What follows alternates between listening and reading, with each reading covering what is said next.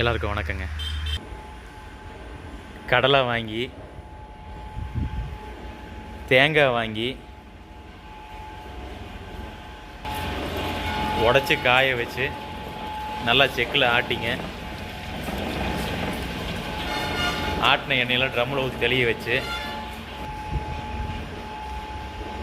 நல்ல உணவுப் பொருளை உற்பத்தி பண்ணி விற்கிற சிறு குறு உற்பத்தியாளர் தான் பார்த்திங்கன்னா இங்கே ரூல்ஸ் அதிகங்க.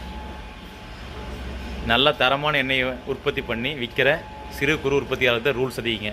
அதே டேங்கரில் கண்டெய்னரில் க்ரூட் ரிஃபைண்ட் ஆயிலோ மினரல் ஆயிலோ பேக்கெட்டாக நாடு முழுக்க விற்கிறவங்களுக்கெல்லாம் ரூல்ஸ் கம்மி தாங்க.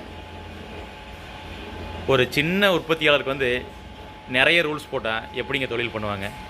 எப்படிங்க மக்களுக்கு நல்ல பொருள் கிடைக்கும்? எப்படிங்க ஆரோக்கியம் கிடைக்கும்?